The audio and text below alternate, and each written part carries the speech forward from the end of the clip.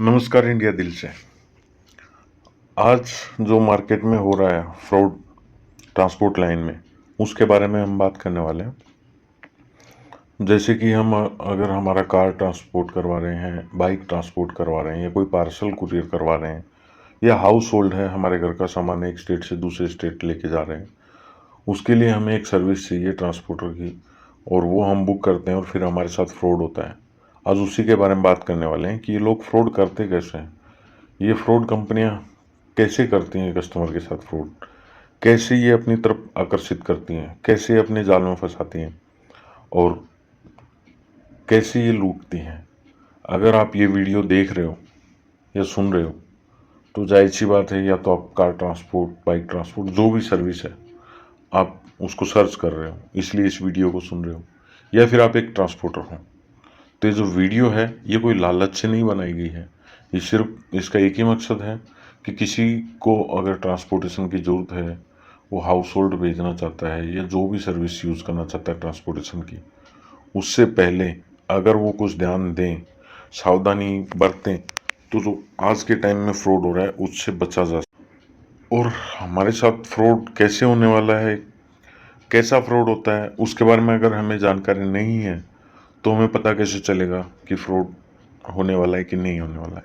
तो इसलिए आज बात करने वाले हैं कि ये लोग फ्रॉड करते कैसे हैं, ये फ्रॉड ट्रांसपोर्टर और ट्रांसपोर्ट कंपनियां करती कैसे हैं। इस वीडियो से एक ही मेरा मकसद है कि आप लोगों को हेल्प हो सके, उन लोगों को जिनको सर्विस की ज़रूरत है और फर्स्ट टाइम करवा रहे हैं, उनको पता नहीं है कि कैसा अनुभव रहता है, उनके लिए। और ये उन ट्रांसपोर्टरों के लिए है जो मार्केट में अच्छा काम करते हैं, लेकिन ये फ्रॉड ट्रांसपोर्ट कंपनियों की वजह से, ये फ्रॉड पैकर्स एंड मूवर्स, ये जो जाली लोग बैठे हैं बड़ी बड़ी कंपनियों के नाम लगा लगा के, उनके नाम यूज़ कर करके, और जो कस्टमर के साथ फ्रॉड करते हैं, तो उसमें एक कहीं ना कहीं ट्रांसपोर्टर भी बदनाम होता है, उसमें एक अच्छा ट्रांसपोर्टर भी बदनाम होता है। उन्हीं चीज़ों के लिए एक वीडियो बनाया है और मैं आगे आपको थोड़ा सा बताना चाहूँगा कि कैसे ये लोग फ्रॉड करते हैं। कोशिश रहेगी कि मैं पूरा समझा पाऊँ और आपकी पूरी हेल्प करूँ।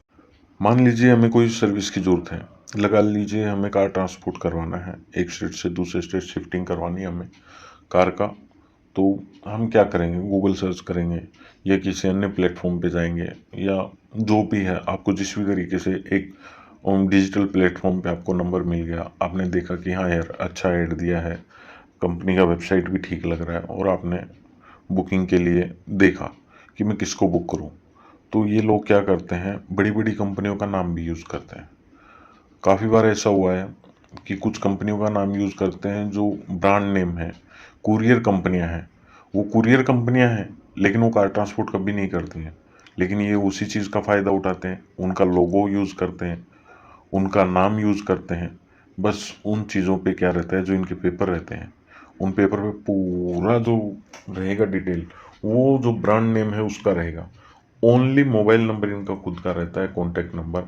बाकी मेल आईडी info@, फलाना दिन का जो भी है, वो सारा उस कंपनी का रहेगा। क्योंकि अगर आपको कोई परेशानी है तो आप बड़ी कंपनी में कन्फर्म करोगे, आपको बहुत टाइम लग जाएगा। आप करते रहो, आप सीधा इंसान एक ही काम करेगा, कोई प्रॉब्लम आई डायरेक्ट फ़ोन करेगा, तो बंदा बैठा है ना। और बड़ी कंपनियां ध्यान नहीं देती कि नीचे क्या हो रहा है, छोटे छोटे चीज़ों को कौन ध्यान देगा। उनको क्या पता कि उनके नाम से कोई फ्रॉड कर रहा है, उनको नहीं पता है। अगर पता भी चलेगा तो ऊपर तक बात नहीं जा पाती है। तब तक कस्टमर के साथ फ्रॉड हो गया, कस्टमर ने अपना जो भी था नुकसान वे कर लिया। अब वो बोलता है कि सर छोड़िए, मेरे पास इतना टाइम नहीं है, मैं आप लोगों के साथ मैं साथ दे पाऊँ या कंप्लेंट कर पाऊँ। आप अपने घर, मैं मेरे घर। एक तो ये क्या करते हैं, ब्रांड नेम यूज़ करते हैं, ध्यान रखें, ब्रांड नेम यूज़ करते हैं और भाव कम देंगे आपको मार्केट रेट से। अगर आपका कार ट्रांसपोर्ट 15,000 रुपये में हो रहा है तो ये आपको 8,000 रुपये में करके देने के लिए तैयार है, आधे भाव में। आप देखोगे कि यार 8,000 रुपये में ब्रांड नेम, ये कंपनी तो बहुत अच्छी है, बहुत नाम सुना है इसका, और आप उनके जाल में आ जाओगे। आप उनसे कोटेशन मांगोगे, आपको कोटेशन आएगा। मान लीजिए आपने मुंबई टू गुड़गांव, या गुड़गांव टू मुंबई, या बेंगलोर, जहाँ भी है, लगा लीजिए आपने गुड़गांव से कलकत्ता के लिए एक कार शिफ्टिंग के लिए इंक्वायरी किया और आपको कोटेशन आपने लिया, उन्होंने डाल दिया कि 8,000 रुपीज़। आप बोलोगे ठीक है सर, मेरे को आप कोटेशन भेज दीजिए, या वो बोल देगा कि ठीक है सर मैं आपको कोटेशन भेज देता हूँ। आगे से आप, हो सकता है जेंट्स बात नहीं कर रहा हो सकता है उन्होंने मैडम भी रखा हो, मैम भी रखते हैं लोग, लड़कियां भी बात करती हैं वहाँ से कि सर आपका शिफ्टिंग था, कब कब करना है, कैसे करना है, कौन सा कर रहेगा, कहाँ से कहाँ करवाना है, सब चीज़ें वो आपसे इन्फॉर्मेशन लेते हैं। फिर आपको एक कोटेशन आएगा आपको दिए गए वादे के अनुसार ब्रांड नेम के साथ। और सब कंपनियां 15,000, 12,000, 14,000, 13,000 रेट दे रही हैं। 5-7 कंपनी से आप ले चुके हो, लेकिन एक अचानक से आपको कंपनी मिल गई जिसका रेट 8,000 रुपये है, ब्रांड नेम है, आप उसके साथ जाओगे।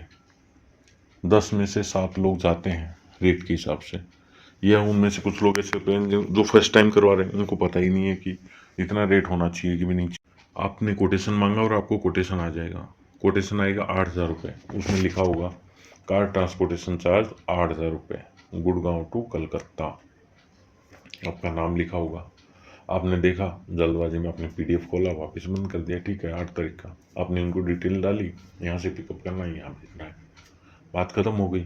लेकिन आप अगर उनकी कोटेशन को अच्छे से नीचे देखोगे, टर्म एंड कंडीशन जो छोटे छोटे अक्षरों में लिखा है, उसमें आप देखिए, हमेशा ध्यान से देखिए, किसी भी कंपनी का कोटेशन लीजिए, कितना ही अच्छा नाम हो, अच्छे से सबसे पहले हमें देखना है कि कंपनी का एड्रेस है कि नहीं कोटेशन पे।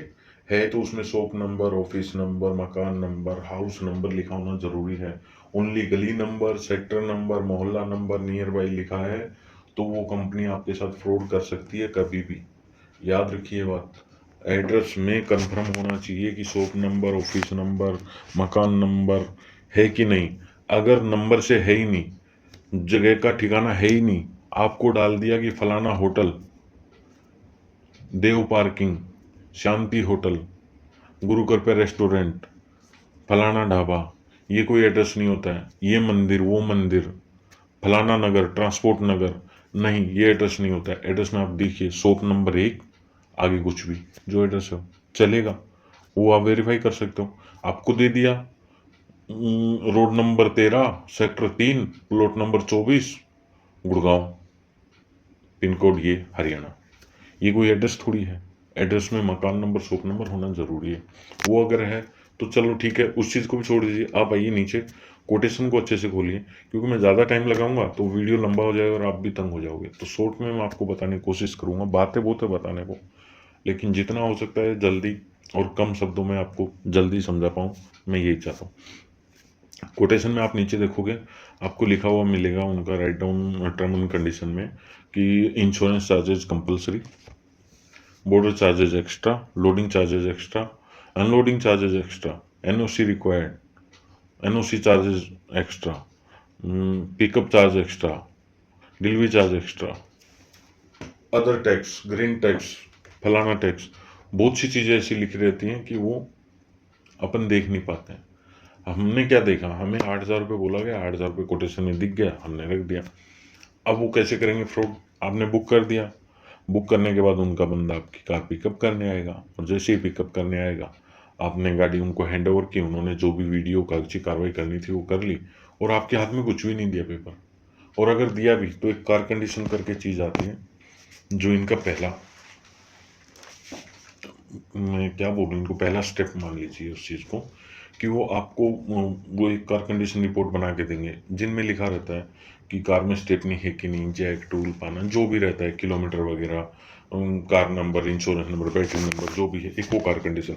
उसमें कहीं भी ये नहीं लिखा है कितने अमाउंट में बुकिंग हुआ है आपका, उसमें ओनली कार के बारे में लिखा रहता है, उसमें पूरा कार का डिटेल रहेगा। वो आपको दे दिया, आपने फिर भी ध्यान दिया, अरे सर इनवॉइस वगैरह, बिल्टी, LR, जो एक ट्रांसपोर्ट लाइन में होता है, बिल्टी जिसको बोलते हैं, लोरी रिसिप्ट, LR, या फिर चालान भी एक आता है, कोई भी एक चीज़ वो नहीं दे रहा है आपको, तो आप उनको बोलोगे कि सर आपका बंदा तो कार लेने आ गया है, उन्होंने ओनली कार कंडीशन दिया, इनवॉइस नहीं दे रहे मेरे को।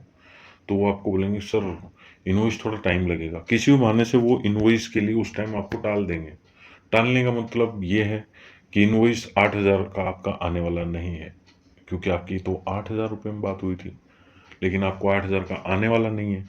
तो फिर बात ये है कि वो आपका चार्जेस बढ़ाने वाले हैं, और उसके लिए आपके घर अगर कार खड़ी है तो आप क्या बोलोगे कि सर इनवॉइस आपने ज़्यादा दे दिया, मेरी तो 8,000 में बात हुई थी, आपने 40,000 का बना दिया, 15,000 का, 17,000 का, जो भी वो बना रहे हैं, तो सर मैं कार नहीं दे रहा हूँ, बात बिगड़ जाएगी। उनके कैसे आओगे आप हाथ में? तो ऐसे ही आओगे। आपने जैसे ही उनको मौका कि ठीक है सर भेज देना, आप इनवॉइस जल्दी से, मैं पेमेंट कर दूंगा, वो बोलेंगे ठीक है सर पेमेंट आपका कहाँ जा रहा है, आप इनवॉइस मैं आपको भेजता हूँ, फिर आप पेमेंट कर देना। अब कार आपके घर से आ गया, उनके एड्रेस पे पहुंचा या जहाँ भी पहुंचा, और आपको इनवॉइस आया नहीं, आपने वेट किया या फिर आपका ध्यान निकल गया, क्योंकि ट्रांसपोर्टेशन के टाइम क्या होता है, कार ट्रांसपोर्ट हो, हाउस हो, आदमी बिजी हो जाता है, टाइम कम रहता है, टेंशन ज़्यादा रहती है, सिटी से जाएंगे हम, यहाँ क्या क्या रहे तो नहीं गया, क्या हमें चाहिए, क्या लेके जाना है, क्या नहीं लेके जाना है, और आगे कैसे पहुंचना है, क्या सुविधाएं अपने को वहाँ लगेंगी, कार है नहीं, यहाँ कार नहीं है, एयरपोर्ट जाना है, रेलवे स्टेशन जाना है, जो भी है आपको, बहुत सी चीज़ें ऐसी होती हैं कि अपने पास व्हीकल है, हम उसका यूज़ कर रहे थे और एकदम से वो अपने पास से चला गया, तो हमें ज़रूरत पड़ती है कोई दूसरी चीज़ की, तो उसके लिए अपना थोड़ा जो है ना, वो एक जो टाइमिंग होती है, काम का प्रोसेस होता है, वो थोड़ा थम जाता है, स्लो हो जाता है, और अपन सब काम को करके ही अपन ऐसा सोचते हैं कि कार अपन हैंड ओवर करते हैं। चलो छोड़िए, बातें तो बहुत सी हैं, बात करते हैं अपन इनवॉइस की। अब फिर तो इनवॉइस आपके पास आया नहीं है, नेक्स्ट डे आएगा, या फिर वो आपसे पूछ भी लेंगे कि सर इतना टाइम लगने वाला है, गाड़ी 6-7 दिन में पहुंचेगा, तो आप बातों बातों में बता भी देते हैं कि सर हाँ मैं कल निकल रहा हूँ सर, आज ही पिकअप करवा लीजिए, तो उनको पता चल गया कि कल आप निकलने वाले हो, तो आज आपको इनवॉइस दिया नहीं, कल आपको इनवॉइस दिया शाम तक, अब आप तो निकल गए वहाँ से, निकल गए तो इनवॉइस आप क्या देखते हो, इनवॉइस ये क्या, आपने तो 8,000 में बात की थी और इनवॉइस की स्टोरी बता रहे हैं, क्या बता रहा है इनवॉइस, आपको बता रहा है ट्रांसपोर्टेशन चार्ज 8,000, जो उसने बताया था, गलत नहीं बताया था उन्होंने, वही दिया है, उन्होंने 8,000 शो भी नहीं किया, 8,001 भी नहीं किया, लेकिन नीचे क्या देख रहे हो, आपकी कार कितने की है, मान लीजिए 5 लाख, 5 लाख, 10 लाख, 10 लाख लगा लो, बीच का एक कर लेते हैं, आप कार है 5-7 लाख से कम आती का है, 10 लाख का अगर कार है तो उनका टर्म एंड कंडीशन आप पढ़ोगे, कोटेशन के अंदर भी, इनवॉइस के अंदर भी है, तो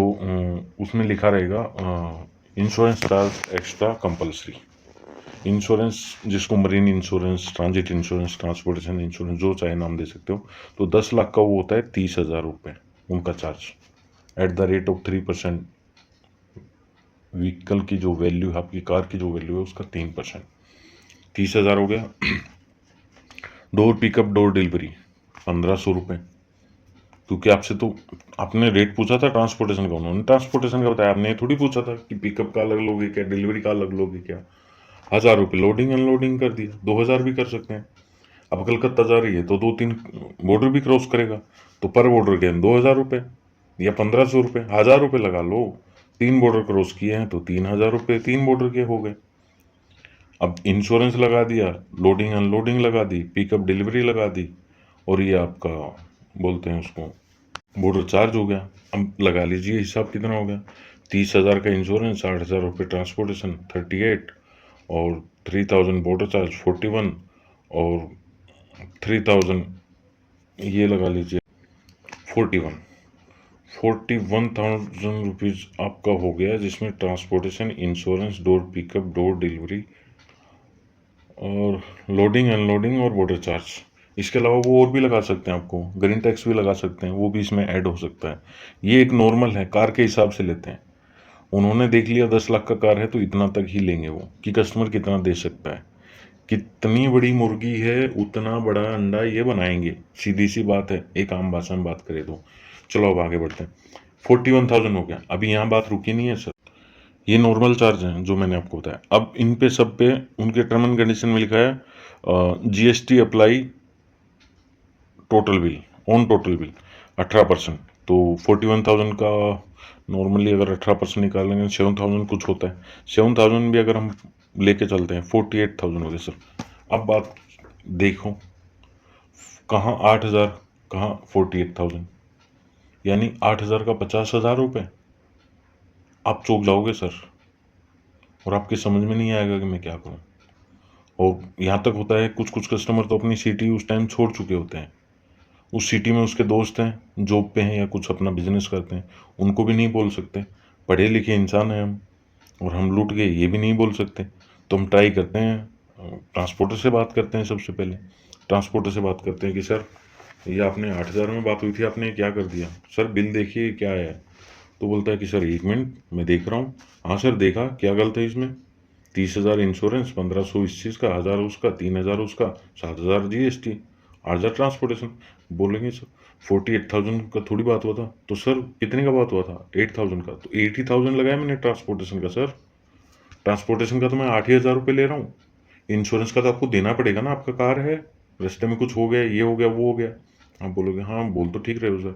तो पिकअप और डिलीवरी का सर आज लेबर चार्ज नहीं लगता है क्या? लोडिंग अनलोडिंग ऐसी ही हो जाती है कि सर उसका नहीं लगेगा कैसा? 3 स्टेट क्रॉस करेगा उसका नहीं लगेगा कैसा? सिटी का ग्रीन टैक्स नहीं लगेगा कैसा? और इन सब का अगर टोटल कर रहे हैं तो सर 41,000 हो रहा है। तो सर जीएसटी भी तो देना पड़ेगा ना हमें। रोड से जा रही है, कैसे भी जा रही है, जीएसटी तो सर हमें भरना ही है ट्रांसपोर्टेशन पे। तो वो 18% लगाया सर। इसमें मैंने क्या लिया सर? मैं तो ओनली 8,000 रुपीज़ ले रहा हूँ। बाकी का जो चार्ज है वो तो लगना ही है सर। आप उसमें से एक काम कीजिए, पिकअप डिलीवरी का रहने दीजिए। 1,500, 2,000 रुपये, 3,000 रुपये भी कम कर देगा सर, 45,000 फिर भी रहता है। आप कहाँ जाओगे सर? आपके पास कोई भी जॉब नहीं है। आप बोल दोगे कि मेरे को इंश्योरेंस नहीं चाहिए। वो बोलेंगे सर इंश्योरेंस नहीं चाहिए। चलो ठीक है सर, लेकिन अब तो बन गया, एक काम करते हैं, सेफली पहुंच गई तो आपका 90%, 90% आपका वापस हो जाएगा। 30,000 का है, 10% हम रखेंगे, ओनली 3,000 रुपीज़। आप बोलोगे ठीक है सर, 11,000 रुपये ही लगा। और बाकी का जो है सर बॉर्डर चार्ज वगैरह, तो आप उसको 20-22 हज़ार में ले आओगे। वो 20-22 में आपका आ गया और आपने 15 से 20 हज़ार रुपये उसको कर दिए। अब आप बोलोगे सर गाड़ी कब तक पहुंच रहा है? तो बोलेंगे सर 1 वीक का बोला था, 4 से 5 दिन बचा है, अभी कर देते हैं। 4-5 दिन बाद आपकी डेट चली जाएगी और डिलीवरी आपको हो नहीं रही है। फिर आप वेट कर रहे हो, डिलीवरी नहीं हो रही, आप फिर फ़ोन कर रहे हो, 2-3 नंबर जो भी उनके नंबर हैं उन पे संपर्क कर रहे हो, मेल कर रहे हो, व्हाट्सअप कर रहे हो, तो आपको एक ही रिप्लाई आएगा कि सर आपका बैलेंस करवा दीजिए, आपको गाड़ी मिल जाएगी। आप बोलोगे सर 22,000 रुपये में अपना फाइनल हो गया था, इंश्योरेंस का तो वापस मिलने वाला ही है। तो हाँ, तो इंश्योरेंस का जमा करवाइए, तभी तो वापस मिलेगा। और आपने वो भी करवा दिए। अब 45,000 देने के बाद आपको कार मिलेगी सर, ये बात याद रखिए। कहीं आप इस वहम में मत रहें। हो सकता है सेम डे में आपके साथ अगर ये हादसा हो गया तो आप अपनी कार रिकवर कर लीजिए कैसे भी करके। जो पिकअप पर्सन लेके गया है उसका नंबर निकाल के, उसको धमकी दे के, उस पर कंप्लेंट करके, कैसे भी करके आप अपनी कार ले लीजिए, अच्छा रहेगा। अगर आप फंस चुके हो तो, और आपने पैसे नहीं दिए हैं तो, और आधे भी देती हैं तो भी आपके पास चांस है सर आधा पैसा बचाने का। कार आपको किस कंडीशन में कब मिलेगा वो उनके ऊपर है। जितना आप पेमेंट में लेट करोगे उतना वो लेट करेंगे। और आप किधर भी नहीं जा सकते हो, क्योंकि आपके पास कोटेशन आया है 8,000 रुपये plus GST plus insurance plus border charge, सबका उसने टर्म एंड कंडीशन में दिया है। आप किसके पास जाके रुकोगे सर? आपने खुद फाइनल किया है। यहाँ तक कि आपने जो पेमेंट किया है वो मैं आपको क्या बताऊँ सर। जो कस्टमर पेमेंट करता है वो भी उनके सेविंग अकाउंट पे, उनके गूगल पे, फ़ोन पे करता है, कोई भी कंपनी के अकाउंट में पेमेंट नहीं करता है। अब किस चीज़ का प्रूफ है आपके पास कि किस चीज़ का दिया है? और दिया है तो क्या हो गया, 48,000 का उन्होंने बिल दिया है, आप उनका क्लियर करो, वो गाड़ी देंगे, उनके पास एक ही जवाब है सर। तो ऐसे होता है फ्रॉड। और फ्रॉड से बचने के लिए सर मैं आपसे फिर से रिक्वेस्ट करना चाहूँगा कि आप नाम और दाम मत देखें, आप उनका काम देखें। किसी भी कंपनी को अगर आप हायर कर रहे हो तो आप रिव्यू लीजिए कंपनियों के, आप कोशिश कीजिए कि कितनी लिस्ट है, क्या रेटिंग है, और कोशिश कीजिए कि फर्स्ट टाइम अगर करवा रहे हो तो जो कंपनी आपने फाइनल की है 2-4 कंपनियों के आप नाम लिख लीजिए, उनके रिव्यू रेटिंग देख के, उनके एड्रेस लेके आप एक दिन का टाइम निकालिए सर। और एक दिन पहले आप विजिट कीजिए, विजिट करके वेरीफाई कीजिए, आमने सामने मिल लिए, जो एड्रेस दिया है वो एड्रेस कंफर्म है कि नहीं, जो बंदा वहाँ बैठा है वो जेन्युइन है कि नहीं, जिम्मेवारी ले रहा है कि नहीं, कार भेज पाएगा कि नहीं, उसकी बातों से आपको क्या लग रहा है, सब आप उसको चेक कीजिए सर। ऐसा ना हो कि कार देने के बाद आप कार ढूंढते फिर रहे हो, 3 दिन से कार नहीं मिल रही, आप परेशान हो, रात की नींदें खराब हो गई है। क्यों ना हम एक दिन पहले जाके टाइम निकाल के विजिट कर लें। ये बहुत अच्छा एक आपके लिए प्लस पॉइंट है। अगर आप कार ट्रांसपोर्ट, पैकिंग, मूविंग कुछ भी आप करवा रहे हो ट्रांसपोर्टेशन का, और आप विजिट कर लोगे तो उससे तो अच्छी चीज़ है ही नहीं सर कुछ भी। माफ़ी चाहूँगा वीडियो ज़्यादा लंबा हो गया। बस मेरा उद्देश्य यही था कि किसी कस्टमर के साथ ऐसा ना हो कि वो लूट जाए। एक खून पसीने की कमाई से एक आदमी अपने घर में कार लेके आता है, एक फैमिली मेम्बर की तरह उसको रखता है, और उसको जाहिर सी बात है अपने को ऐसे भी नहीं निकलने देना कि कम सस्ते भाव में हमने देखा नहीं, कुछ भी नहीं किया और निकाल दिया। अपने 8 के 48 दे दिए, 50,000 रुपये दे दिए, कोई मतलब थोड़ी आया सर। जब हम कार भेज ही रहे हैं तो ज़रूरी नहीं है कि फ्रॉड पैसे से हो रहा है, हो सकता है उसका मिसयूज़ किया जाए, कुछ किया जाए। आपके पास क्या प्रूफ है सर? आप किसको जाके पकड़ोगे? उस कंपनी का तो कोई है ही नहीं ना। उस कंपनी की एक वेबसाइट है, 2 मोबाइल नंबर हैं, वो बंद कर लिए। ढूँढते रहो सर अब आप उनको। कहाँ ढूँढ लोगे? कार के साथ क्या मिसयूज़ किया है? कार में क्या क्या बेच दिया होगा रख के? कहाँ पकड़ा दी होगी? कहाँ खून खराबा किया होगा? कौन ज़िम्मेवार है सर उस चीज़ का? आप अकेला पैसा मत देखिए, आप ये देखिए कि हाँ, 4 कंपनियाँ अगर रेट दे रही हैं, उनका लमसम अमाउंट है, तो कोई फाइनल कर लीजिए। सबसे कम रेट की तरफ मत जाइए। ये वीडियो इसलिए बनाया गया है ताकि किसी को समझ में आ जाए। आप लोगों से रिक्वेस्ट है कि अगर आपने ये सारी चीज़ें मेरी सुनी हैं और कोई गलत लगा हो, उसके लिए सॉरी। बस मेरा इरादा यही था कि आप लोगों तक एक इन्फॉर्मेशन पहुंचा पाऊँ, जिससे किसी की हेल्प हो जाए, कस्टमर की भी और ट्रांसपोर्टर की भी। क्योंकि इसमें अच्छे ट्रांसपोर्टर भी सर बदनाम हो जाते हैं, क्योंकि किसी के साथ अगर ऐसा हादसा हुआ है, तो वो सब ट्रांसपोर्टरों को एक ही लाइन से देखने लग जाता है। तो आशा करता हूँ मैंने आपका टाइम ज़रूर लिया, लेकिन कोशिश कर पाया कि आपको समझा पाऊँ। फिर कभी टाइम निकाल के मैं वीडियो बनाऊँगा और आपको और थोड़ी जानकारी दूँगा। बस आज इतना ही। हाँ, आपने अगर ये वीडियो देखा है, तो इसका मतलब ये है कि आप या तो ट्रांसपोर्टर हैं या फिर ट्रांसपोर्ट अपना करवाने वाले हैं। तो आपसे एक ही गुज़ारिश रहेगी कि इस वीडियो को जितना हो सकता है अपने ग्रुप में, अपने चाहने वालों में, अपने फ्रेंड सर्कल में फॉरवर्ड कर दीजिए, ताकि लोगों को आसानी हो जाए ट्रांसपोर्टेशन में। और कोई सुझाव अगर है, तो बिल्कुल कमेंट में हमें बताएं। हमें हमारी मेल आईडी जो नीचे डिस्क्रिप्शन में है, उस पे आप हमें बता सकते हैं। हम बिल्कुल उसकी तरफ गौर करेंगे, जो भी सुझाव रहे और जो भी परेशानी रहे। अगर आपके साथ ऐसा कभी हादसा हुआ है, आपके साथ कोई फ्रॉड हुआ है, तो आप हमें बिल्कुल राइट डाउन करें। हम आपसे संपर्क करेंगे और उसकी जानकारी कभी कोई दोबारा वीडियो बनाए, तो उसमें बिल्कुल अगर आप चाहोगे, तो हम आपके नाम के साथ या फिर आप अपना जो भी एक्सपीरियंस आप बताना चाहोगे, तो वो हम लोगों के आगे शेयर करेंगे और लोगों को सावधान करने की पूरी कोशिश करेंगे। जय हिंद, जय भारत।